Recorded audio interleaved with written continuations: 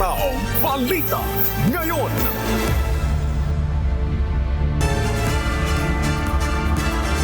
Magandang umaga, Luzon, Visayas, Mindanao at sa buong mundo. Oras po natin sa buong kapuluan, 5 minuto na po makalipas ang alas 5 ng umaga, Philippine Standard Time. Ako po si Annie Rentoy. Ngayon ay araw ng Huwebes, unang araw po sa buwan ng Enero, taong 2026 na tayo. Tayo po ay sabay na papakinggan sa Radyo La Verdad 1350, ang UNTV Radio.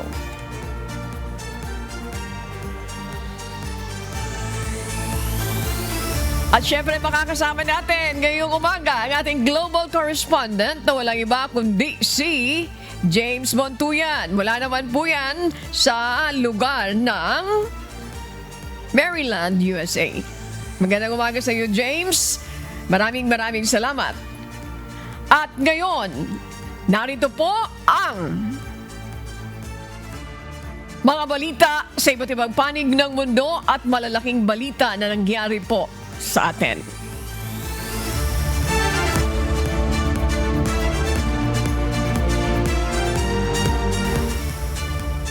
Sa unang araw ngayong 2026, paghahanda na po ang posibilidad na makaramdam ng lungkot, pagod o pagkawalan ng gana. Maaari pang makaramdam ng parang ang bagal matapos ng buwan ng Enero.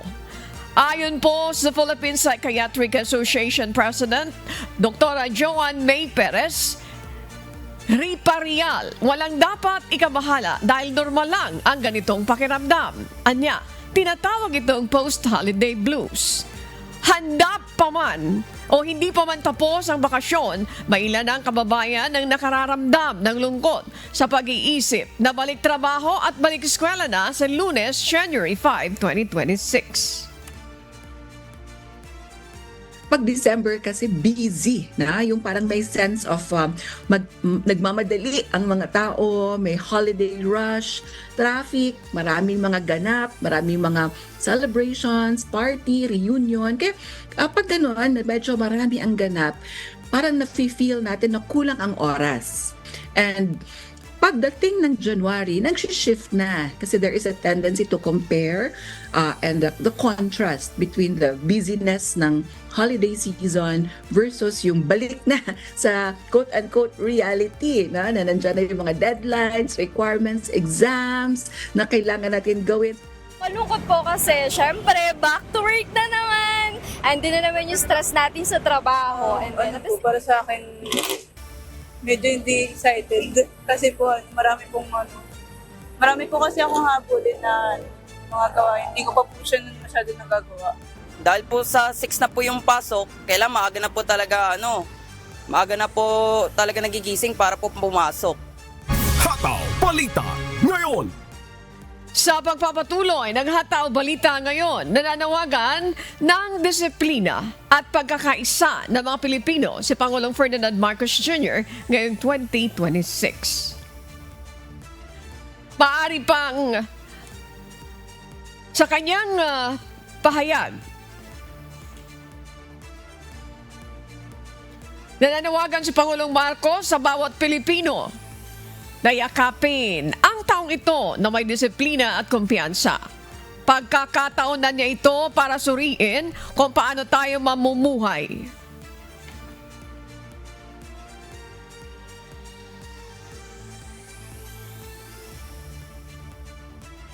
Kung paano tayo mamumuhay kasama ang isa't isa, kung paano natin itinataas ang isa't isa at kung paano hinuhubog ng ang ating mga pagpili. Hinimok ni PBBM ang mga Pilipino na huminto at pagnilayan ang mga karanasan ng nakaraang taon at binigyan diin ang kahalagahan ng pagkatuto mula sa mga hamon habang nagtatakda ng direksyon para sa hinaharap. Hataw Balita ngayon. Samantala, 89% ng mga adult na Pilipino ang papasok sa panibagong taon na may pag-asa batay sa resulta ng survey ng Social Weather Station.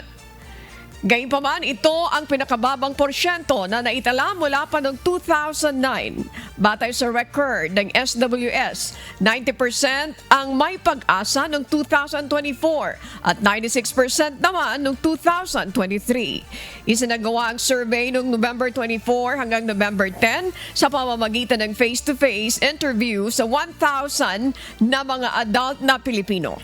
Hataw Balita ngayon.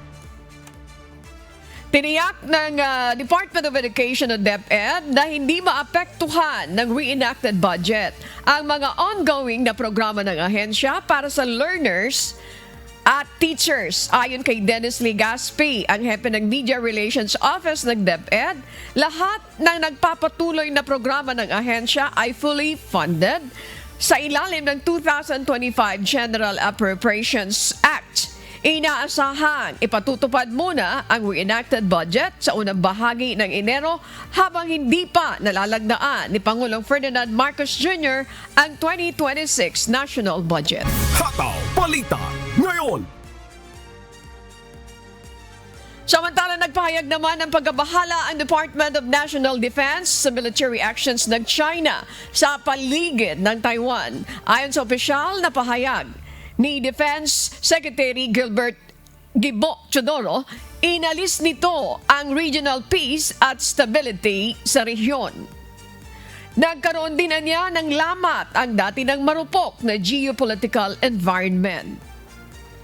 Muling binigyan din ng DND ang pagsuporta nito sa free, open, stable at rules-based Indo-Pacific. Hataw Balita ngayon. Nilinaw naman ng Department of Tourism o DOT na isang private publication ang Philippine Topics Magazine kung saan nasa cover photo si Tourism Secretary Maria Cristina Frasco. Sa opisyal na pahayag ng ahensya, sinabi nito na hindi nila kinokontra, binabayaran, kinomisyon o inutusan ng magazine para sa cover nito at featured story. Binigyan din ng ahensya na hindi rin sila ang pumili ng mga larawan na inilagay sa magazine. Kaugnay nito, naunang pinuna ng isang photographer ang cover ng magazine dahil mas pinili umanong ibida sa Secretary Frasco. Hataw Balita ngayon. Samantala, matagumpay na na-repatriate ang 35 mga overseas Filipino workers o OFW mula naman sa Cambodia kahapon December 31st. Ayon sa Department of Migrant Workers o DMW, biktima ang mga ito ng illegal recruitment, human trafficking at scam operations. Muling nagpapaalala ang DMW sa mga naghahanap ng trabaho na mag-iingat sa mga fraudulent job offers, lalo na ang mga nakikita sa social media. Hataw Balita ngayon. Nasabat ng Philippine National Police o PNP ang nasa 1.1 billion pesos na halaga ng hinihinalang smuggled na tobacco products sa Batangas City kahapon December 31. Kasunod ito na isinagawang anti-carnapping operation kung saan na-recover ang ninakaw na sasakyan. Nagresulta rin ito sa pagkakadiskubre ng mga abandonadong trailer kung saan naroon ang mga hinihinalang smuggled tobacco products. Matapos matrace na ang carnap na sasakyan mula sa Global Positioning System o GPS, napansin ng pulisya ang mga abandonadong trailer. Binigyan din ni PNP Acting Chief Police Lieutenant General Jose Melencio Nartates Jr. na isang single report ay maaaring mag-lead sa iba pang pagkakadiskubre.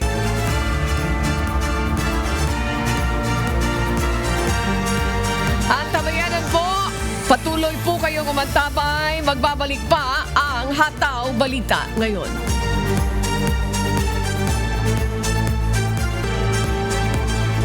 Oras po natin sa buong kapuluan, alas 5:19 na po ng umaga, Philippine Standard Time. At sa pagpapatuloy ng Hataw Balita ngayon.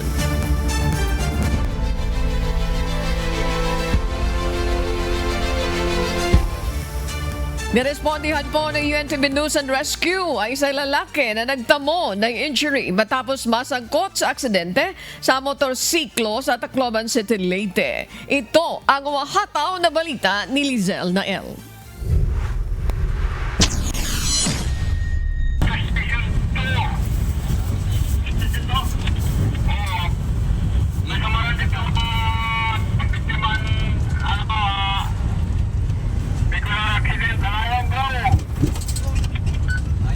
Kopya sir, proceeding sir. Tinulungan ng UNTV News and Rescue Team ang isang 21 anyos na lalaki sa Barangay 68, Anibong, Tacloban City kahapon bandang alas 8 ng gabi, December 31. Ayon sa paunang ulat, magkaangkas na magkapatid ang nasugatan matapos mawala ng kontrol ang minamanehong motorsiklo.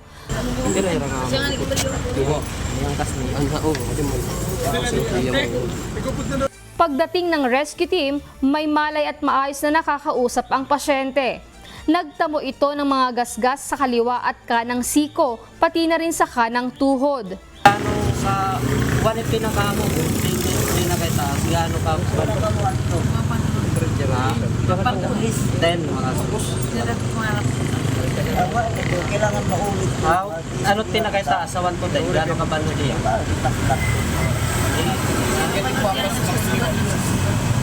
Mga 10, mabano din duro. Agad na nilinisan at nilagyan ng gasa ang mga sugat bilang paunang lunas. Pinayuhan ang pasyente na magpatingin sa ospital, subalit tumanggi ito na magpahatid sa pagamutan. Ang kapatid nito na may injury rin ay nabigyan ng first aid ng naunang first responder sa lugar. Wari ba niya may nakaingkintro nga kuan na motor o iya la mismo na disgrasya? Iyala. Di malaksin niya dalagan. Motor. Iya malaksin. Madadagmitan ng dalaga ng motor ito kaya na babaktas malito na kasang kaya nga rin kaya na ikaparali din oring. Samantala, pinakalma rin ng UNTV News and Rescue Team ang ina ng magkapatid na nakaranas ng matinding pagkabahala matapos ang aksidente. Yes ma'am, kalma la po ma'am, kaya ito naman nera. Okay naman po ni mo mga anak, okay naman ito natambalan na hera. Ato la hera police station, gindara la hera kuan. Na po kamo ma'am, relax la ma'am, relax la. Sa mga nangangailangan ng agarang tulong sa panahon ng aksidente o sakuna, makipag-ugnayan po sa UNTV News and Rescue Hotline 8911 UNTV o 8911-8688.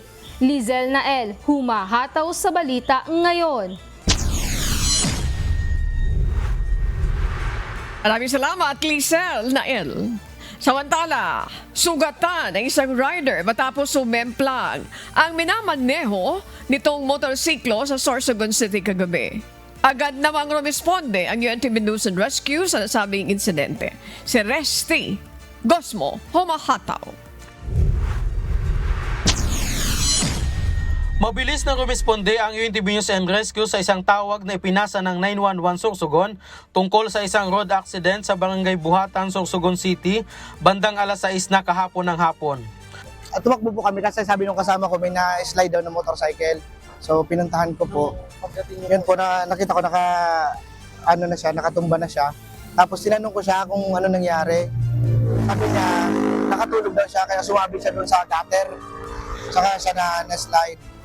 Tinanong ko kung saan siya galing, sabi daw sa trabaho. Tapos pauwi na daw siya papuntang Irusin. So yan po yung nangyari. Sugatan ng isang lalaki matapos sumimplang ang minamaneho nitong motorsiklo sa kahabaan ng Maharlika Highway. Ayon sa paunang investigasyon, galing sa trabaho ang biktima at nakatulog umano ito habang nagmamaneho, na siyang naging sanhi ng pagkawala ng kontrol sa kanyang motorsiklo. Kinilala ang biktima na si John Carl Santos, 23 anyos, residente ng Barangay Patag, Irusin, Sorsogon. Nagtamo ito ng mga gasgas sa iba't ibang bahagi ng katawan. Tumawag po ako sa 911 ng rescue para kasi hindi ko siya kaya kay first aid, wala naman po akong gamit. So kaya tumawag po ako ng rescue. Agad naman po nag-respond yung 911. Agad namang nilapatan ng paunang lunas ng UNTV News and Rescue at isinugod sa Sorsogon Provincial Hospital para sa karagdagang gamutan. Nadatnan po namin yung pasyente na nakaupo sa gutter po ng kalsada. Bale, nagtamo po siya ng mga gasgas sa iba't ibang bahagi po ng kanyang katawan. Kaya kaagad naman po inassess ng mga kasama po natin sa rescue yung patient at kinunan po ng vital sign. Saka po natin idinala po dito sa provincial hospital po. Sa mga nangangailangan ng agarang tulong sa panahon ng aksidente o sakuna, makipag-ugnayan po sa UNTV News and Rescue Hotline 8911 UNTV o 8911-8688. Resty Gosmo, humahataw sa balita ngayon. Maraming salamat, Resty Gosmo. Samantala, para sa balita naman sa iba't ibang panig ng mundo, narito ang ating global correspondent na si James Montuyan mula naman sa Maryland, USA. James, magandang umaga.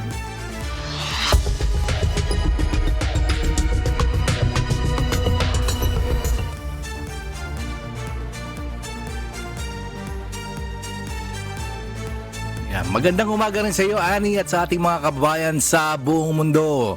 Naniniwala ang mga eksperto na may malaking epekto sa paghubog ng kinabukasan ng Canada sa pagsapit ng 2026 ang ilan sa mahalagang isyung pampolitika ng bansa. Ito ang humahataw na balita ni Crez Fugaban. Matapos ang masalimuot na taon sa politika sa Canada na nagsimula sa pagbibitiw ni dating Prime Minister Justin Trudeau at pagsali ng ilang conservative MP sa Partido Liberal ni Prime Minister Mark Carney, naniniwala ang ilan na magiging lalo pang mapupuno ng aksyon ang paparating na taon. Sa kabila ng pagkapanalo sa huling eleksyon, ang Liberal Party ni PM Carney ay may napakaliit na mayorya sa parlamento kung kaya't kakailanganin nila makipag-ayos sa ibang partido para maipasa ang mga batas at maiwasan ang pagbabagsak ng gobyerno. Isa sa malaking usapin din ay kung papayag ang iba't ibang partido na suportahan ang budget na inihain ng gobyerno. Pangamba ng ilan, kung hindi sasang-ayon ang mga partidong ito ay maaaring magresulta ng panibagong eleksyon. Patuloy rin na sinusbaybayan ang issue sa ugnayan sa Estados Unidos at kalakalan, lalo na sa taripa na maaaring makaapekto sa politika at ekonomiya ng bansa.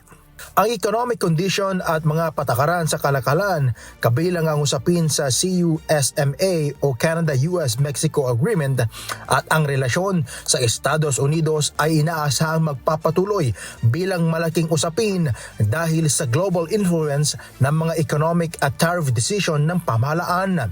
Ang mga kilusang panlipunan at pagbabago sa mga liderato ng mga pangunahing partido sa bansa ay maaari ding magdulot ng malaking pagbabago sa politika. Halimbawa, may mga inaasang leadership elections sa bahagi ng bansa at may posibleng paglitaw ng mga bagong posisyon o reforma sa ilang partido. Bukod dito, ang mga issue gaya ng immigration, national security at mga direktiba tungkol sa enerhiya at kapaligiran ay magbibigay ng mas malalim na diskusyon sa public setting habang papalapit ang 2026. Ito ay maaaring mag-impluensya kung paano titimbangin ng mga botante ang mga kandidato at pulisiya sa susunod na mga halalan.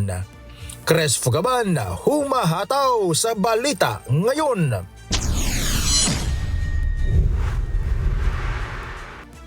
Sisimulan na ng Singapore Ministry of Education ang pagpapatupad ng no smartphone at smartwatches policy sa lahat ng secondary schools sa bansa. May report si Ara Dagdag. Hindi na papayagan ng mga secondary schools sa Singapore ang paggamit ng smartwatches at smartphone simula ngayong January 2026. Sakop ng pagbabawal ang recess o labas ng oras ng klase at maging sa oras ng co-curricular activities. Bahagi ito ng inilabas na guidelines ng Ministry of Education na inununsyo noong pang-Nobyembre 2025. Nauna nang ipinatupad ang no smartphone, no smartwatches policy sa primary schools.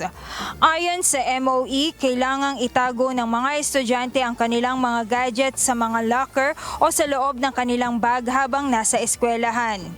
Gayunman, bibigyan naman ng pagkakataon kung may tawag o message na may kinalaman sa anumang emergency. Ayon sa MOE, kasama sa pagbabawal ang smartwatches dahil sa may kakayahan itong maka-access ng social media app na naging distraction sa kanilang pag-aaral. Samantala, pinapayagan pa rin ang paggamit ng learning devices gaya ng tablet at laptop basta may safety at screen time limits. Simula din ngayong January ay epektibo na ang 10:30 p.m. automatic locking ng mga device ng mga estudyante. Ang hakbang na ito ay upang mapanatili ang health digital habits ng mga bata at kabataang estudyante sa bansa. Ara dagdag, humahataw sa balita ngayon.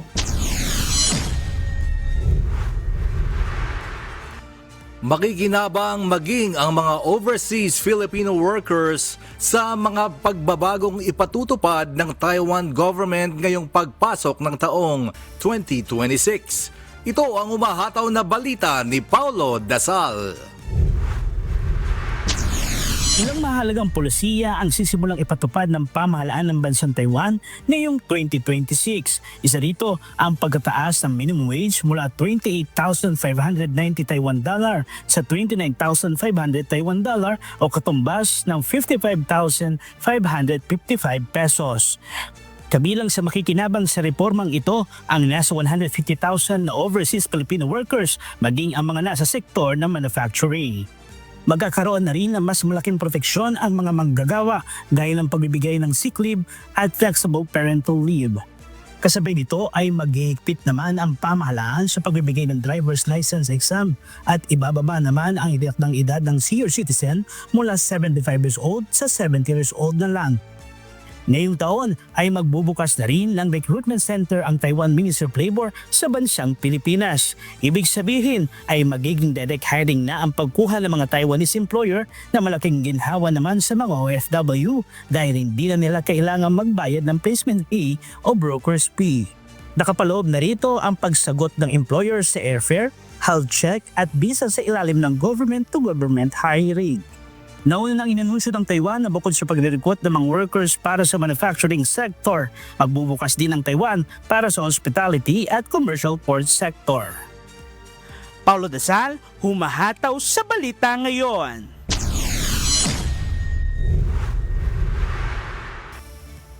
At yan po ang mga balita mula sa iba't ibang panig ng mundo. Mula po dito sa Maryland, USA, ako si James Montuyan.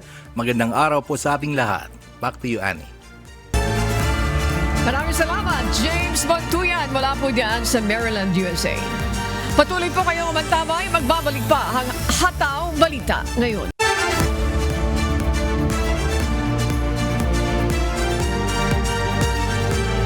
Sa pagpapatuloy ng Hataw Balita ngayon.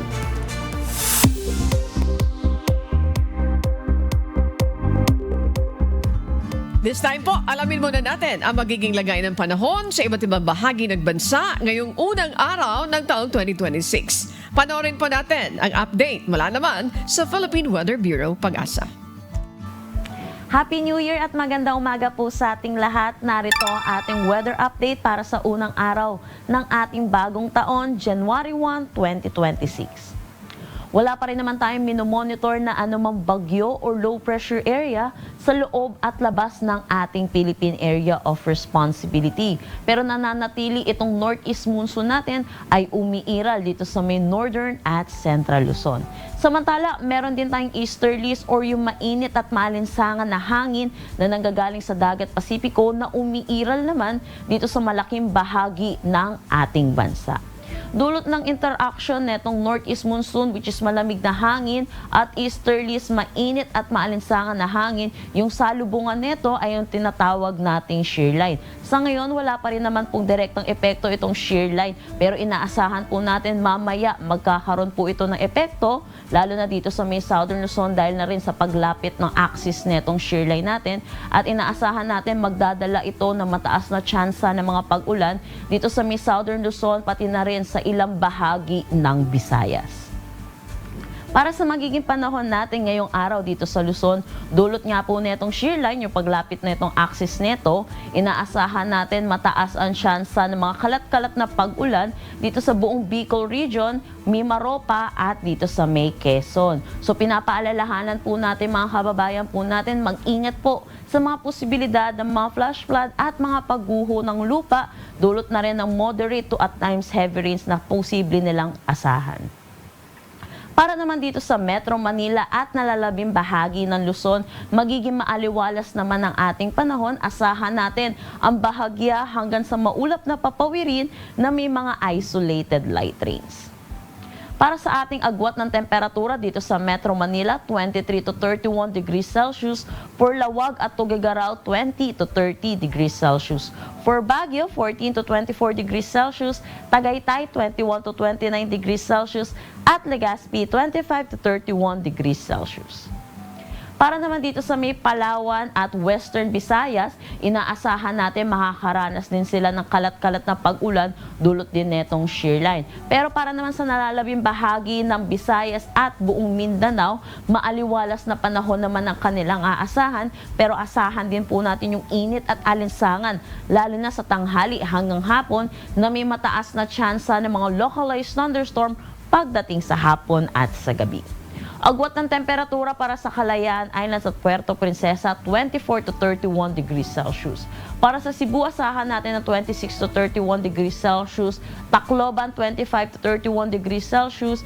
Cebu, 25 to 30 degrees Celsius. For Zamboanga, 25 to 33 degrees Celsius. Cagayan de Oro, 24 to 31 degrees Celsius. At Davao, 25 to 33 degrees Celsius. Dulot ng bugso netong northeast monsoon, nagtaas tayo ng gale warning dito sa may Batanes. Pinapaalalahanan po natin mga kababayan po natin mangingisda at may mga sasakyan maliit pandagat, delikado po muna pumalaot dito. At sa mga susunod na araw, dulot netong surge netong northeast monsoon or amihan, inaasahan natin dadami din yung areas na under ng gale warning. So pinapaalalahanan po natin mga kababayan po natin, tutok po tayo sa nilalabas na updates ng Pag-asa. Ang sunrise mamaya ay 6:21 a.m. at ang sunset mamaya ay 5:37 p.m. Para sa karagdagang impormasyon, bisitahin ang aming mga social media pages at ang aming website pag-asa.dost.gov.ph. Muli mula sa DOST Pag-asa, Happy New Year po at magandang umaga. Napanood po natin ang update mula naman kay Pag-asa Weather Specialist, Chanel Dominguez. Chanel, magandang umaga po. Maraming salamat. Tandaan po, sa bawat araw na ating nasisilayan, tayo magpasalamat sa Diyos na may lalang.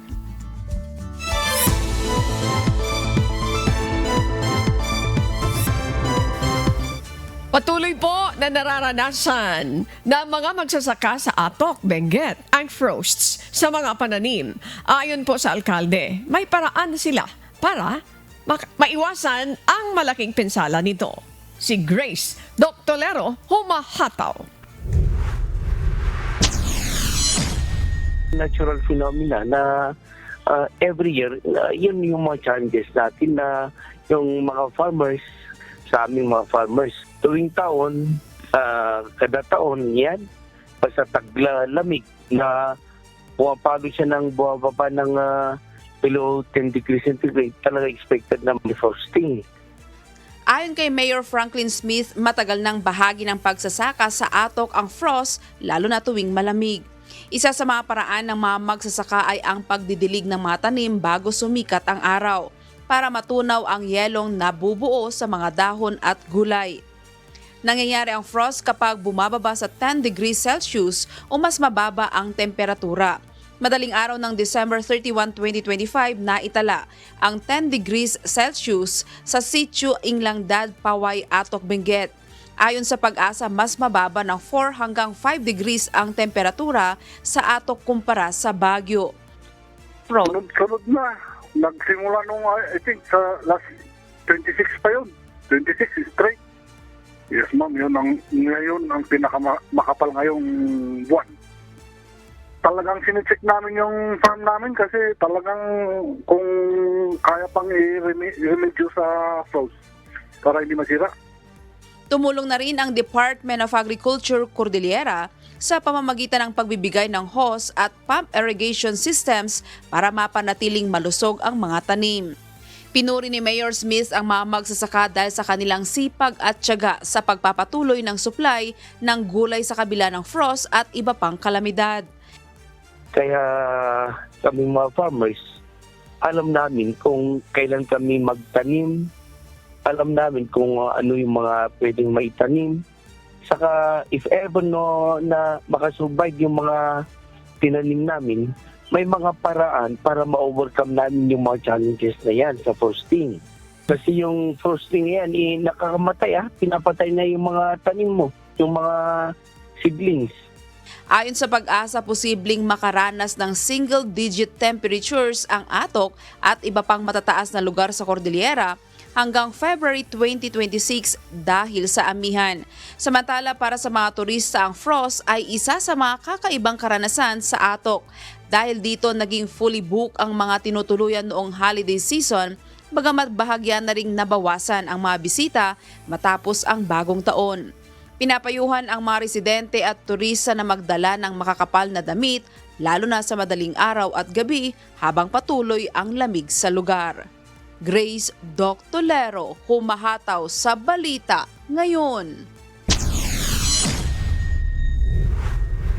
Maraming salamat, Grace Doctolero, mula po diyan sa Benguet. Samantala, hindi naman bababa sa 53 persons deprived of liberty o PDLs mula sa Talisay City Jail ang muling nakamit ang kanilang kalayaan sa tulong ng Good Conduct Time Allowance o GCTA. Masayang sinalubong ng kanilang mga pamilya ang mga pinalayang PDLs sa labas ng pasilidad ng kulungan. Sakto sa pagpasok ng taong 2026. Ayon sa mga opisyal, ipinapakita ng naturang pagpapalaya ang kahalagahan ng mabuting asal at rehabilitation ng mga PDLs habang nasa loob ng pitan. Ito rin ay nagbibigay sa kanila ng pagkakataong makapagsimula at makabalik sa lipunan ng mas maaga. Samantala, pinaalahanan din ng mga otoridad ang mga bagong laya na ipagpatuloy ang tamang landas, sumunod sa batas at gawing makabuluhan ang bagong yugto ng kanilang buhay. Hataw Balita ngayon. Samantala, Bicol Medical Center sa Camarines Sur nangunguna sa may maraming pasyente ng naputukan. Sa huling gabi na bago po ang pagpapalit ng taong 2026, patuloy na nakabantay ang DOH, PNP, BFP at ilang concerned agency sa mga posibleng maging biktima ng paputok bago ang pagpapalit ng taon. Si Ryan Salatandol, humahataw. Umabot na sa 14 ang kaso ng mga fireworks-related injury sa buong Bicol Region bago magpalit ang taon. Ito ay ayon sa pinakahuling tala ng Department of Health Center for Health and Development Bicol as of December 30, 2025. So, we are expecting na, syempre pag 31st, mas maraming magpapaputok. So, yun sana wala nang madagdag na numero sa ating, kung ano yung nakuha natin from December 21 to December 30. Karamihan sa mga naaksidente ay dinala sa Bicol Medical Center sa Camarines Sur na may 6 na individual. Sa Bicol Regional Hospital and Medical Center sa Albay ay nakapagtala na din ng 3, 2 naman sa Camarines Norte Provincial Hospital, may 1 naman sa Naga City Hospital at may 2 kaso sa Eastern Bicol Medical Center sa Catanduanes. Sa huling gabi bago ang pagpapalit ng taon, nagbantay ang DOH, PNP, BFP at ang mga lokal na pamahalaan sa buong rehiyon. Naglagay ng mga checkpoints, mobile patrols at inspeksyon sa mga komunidad upang pigilan ang pagbebenta at paggamit ng iligal na paputok. Nakapaghanda rin ang mga ospital at emergency rooms sa posibleng pagdami ng pasyente. Mahigpit din ang monitoring sa online at street selling ng paputok, kasama ang pagkumpiska sa mga nahuhuli na lumalabag. Ryan Salatandol, humahataw sa balita ngayon.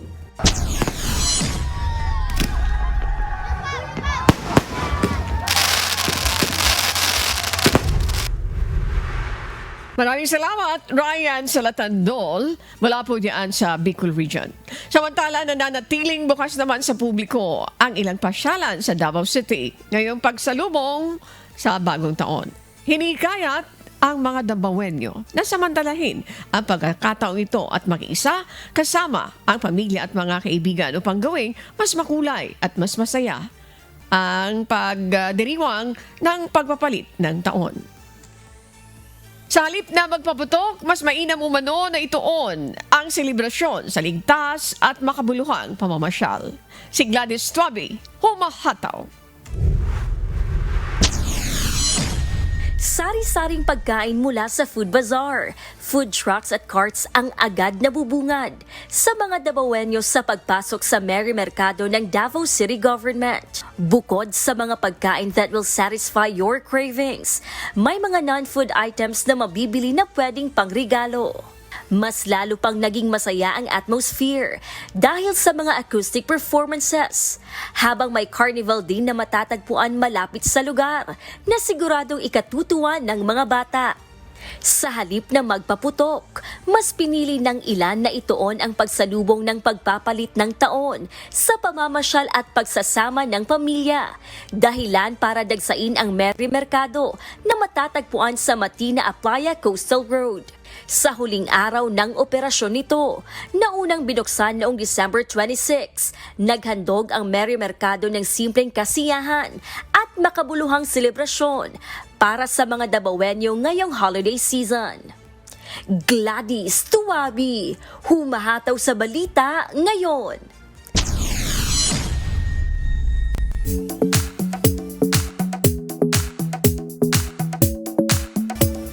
Maraming salamat, Gladys Tuabi. Samantala, inilabas na po ng Wish 1075 ang top most viewed Wish Bus performances ngayong 2025. Nakasama kaya sa listahan ang Wish-exclusive performance ng paborito mong artista? Ito po ang mahataw na balita ni Ivan Alvarez.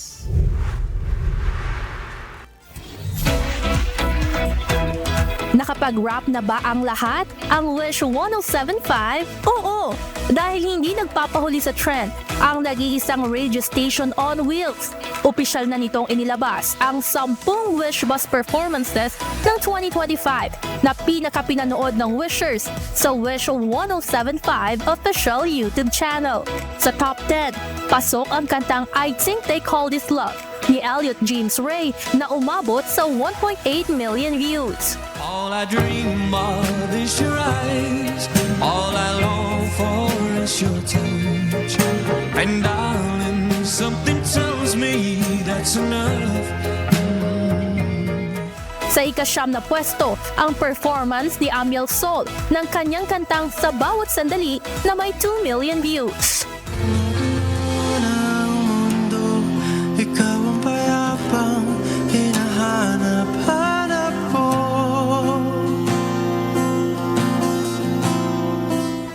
Top 8 naman ang kantang Blue ng Chinese-Canadian rising indie artist na si Young Kai na mayroon ding 2 million views. Imagine you fall in love on that winter moonlit skies with you. I think I'll picture us here with the waves, the ocean. Hindi rin nagpahuli sa listahan ng P-Pop Kings. Sa ika-7, pumasok ang SB19 sa kanilang Wish Bus performance ng Damn na umani rin ng 2 million views. Tampok ang kanilang matinding energy at solidong live vocals.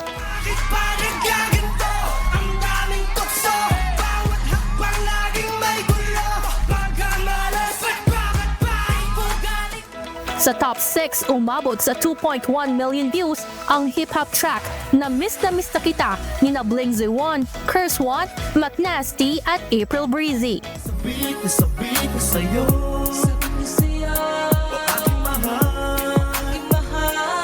Ako'y labis-labis na namumulila. Kasama sa top 5 ang Halika Nalika ni Maxi Anderson na may 2.9 million views.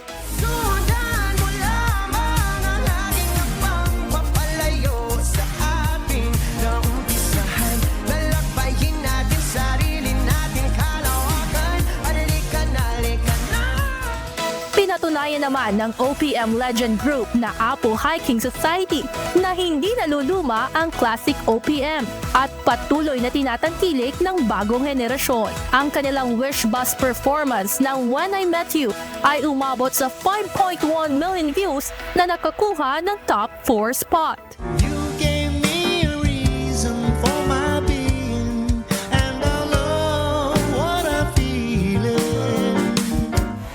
Sa top 3, tumibok ang puso ng wishers para sa kantang Tibok ni Earl Agustin na may 7.3 million views.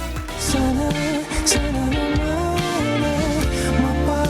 mapamigyan na at mapakinggan ang tibok ng puso kong sa'yo lang. Nakuha rin ng Apo Hiking Society ang ikalawang pwesto sa listahan sa kanilang awiting Panalangin na may 9.9 million views. Manalangin ko sa habang buhay, makapiling ka, makasama ka, yan ang panalangin ko. At ang number 1 spot, none other than ang awiting multo ng Cup of Joe na talaga namang nag-trending sa lahat ng music streaming platform this year. Umabot na ito sa mahigit 14 million views.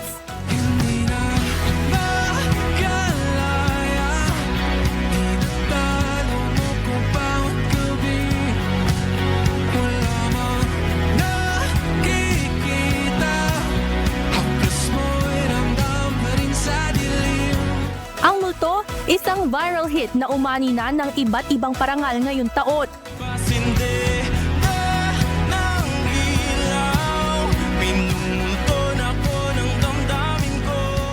Kabilang ang pagiging Song of the Year sa Filipino Music Awards at top 1 spot sa Billboard Philippines Hot 100 sa loob ng maraming linggo. Para sa mas marami pang Wish-exclusive performances, bisitahin at mag-subscribe sa Wish 1075 YouTube channel. Ivan Alvarez humahataw sa balita ngayon.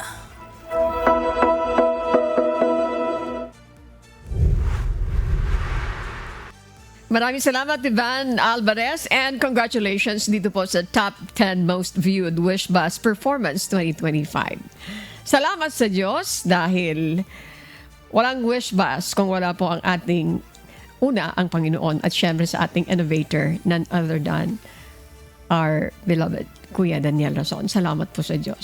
Salamat sa Diyos dito sa sikat na Wish Bus. Maraming salamat sa lahat ng tumatangkilik sa Wish 1075 at sa lahat ng mga nasa likod nito. Thank you so much. Again, Kuya Daniel, salamat po sa Diyos. And this time, shout out na tayo. Thank you so much. Again, yung ating IT, Cardo, at the same time, yung ating prompter. Thank you very much, Cardo. Maraming salamat. Shout out din kay Marvin, shout out kay Justine, kay Belinda Aquino, at ganun din kay Igat. Maraming salamat sa inyo. And shout out dito sa ating mga kasama, Jose Ibanez, thank you so much. At syempre kasama natin si Aljan Lozano. Okay, yan. Sa unang araw pa lang, dapat doon sa mga, eto sabi nila, doon sa mga nagtatrabaho, unang araw pa lang, pagbutihin nyo na yung trabaho nyo. Ano po? Learn to be professional sa lahat ng mga empleyado. Pag kayo natutukan ng isang trabaho, mahalin nyo yung trabaho nyo. Mahalin nyo yung trabaho nyo, maging responsable kayo sa trabaho nyo. Sabi nila, yung mga nagkaroon ng pagkakataon ng magbakasyon, ayan, balik na kayo sa trabaho nyo. Unang araw sa trabaho nyo, pagbutihin ninyo. Pagbutihin. Ayan ang ating wish doon sa mga empleyado. Ano po? Tutok sa trabaho. Mahalin nyo yung trabaho ninyo. Shout out sa lahat ng mga taga-subaybay natin sa buong mundo. Sa iba't ibang panig ng mundo at dito din po sa Pilipinas. Nagpapasalamat ako sa lahat ng mga sumusubaybay. Salamat po sa pagtatyaga nyo na tutukan po ang mga programa dito sa UNTV at ganoon din po sa Radyo La Verdad 1350. Shout out sa mga tagapakinig ng Hataw Balita ngayon. Maraming salamat po. Maraming salamat. Sa lahat po, ang mga nasa social media department, sa lahat ng mga nasa news department, ang mga staff namin, yung mga editors namin, maraming salamat. UNTV News and Rescue, maraming salamat po sa lahat ng ating mga BP. Thank you. BP Ruth Soriano, sa inyo pong lahat. Thank you, BP Bong, BP Joseph, BP Noli, BP Cherry, Ma'am Nina Domingo, at kay GMJ Eusebio. Thank you so much. Ang mga empleyado na nasa likod, maraming salamat po. Ang mga nanariyan sa K-Dirac, thank you so much po. Maraming salamat. Sa lahat ng mga nakasama natin, ang bilin lang natin, mahalin natin ang ating mga trabaho. Tutok po tayo sa ating mga sinumpaang trabaho. Mga kasambahay, kung may mga storya po kayong nais balikan sa Hataw Balita ngayon, pwede nyo po muli itong mapanood sa aming official social media account. Magtungo lamang po sa UNTV News and Rescue YouTube channel at i-click ang subscribe button. Gayon din po sa aming Facebook at TikTok accounts. Mapapanood nyo rin rito ang iba pang news programs ng UNTV, pati na po ang iba pang video ng nag-isang public service channel. Kaya tara na, subscribe, like, and share. At sa aming ibabahagi mga salita ng Diyos na ating sandigan mula po sa Colosas 3:10. At kayo'y nangagbihis ng bagong pagkatao na nagbabago sa kaalaman ayon sa larawan niyong lumalang sa Kanya. Maraming salamat sa Diyos. And Adette, thank you very much. Antaway na po kayo. Georgie Bardalosa, Grace Casin, Monokson, Ana, ayan, Moy, yan, ready na sila para sa Good Morning Kuya. Again, Diyosa, maraming salamat. And of course kay Alex. Yan po ang mga umahataw na balita ngayong umaga ng Huwebes, unang araw po sa buwan ng Enero 2026. Sa ngalan po ng lahat ng bumubuo ng UNTV News and Rescue at UNTV Radio La Verdad 1350 at sa ating mga correspondent mula sa Pilipinas at sa iba't ibang panig ng mundo. Sa ngalan po ni amigo Sherwin Colombo, ako po si Annie Rentoy. At dito po sa UNTV at UNTV Radio La Verdad 1350, Diyos ang aming sandigan, serbisyo publiko ang aming pinahalagahan. This is Prima Salonga and Flor Gakutan. Thank you very much. Sa lahat ng bumubuo ng social media department, thank you so much. Susunod na po ang Good Morning Kuya. Salamat po sa Diyos at magandang umaga.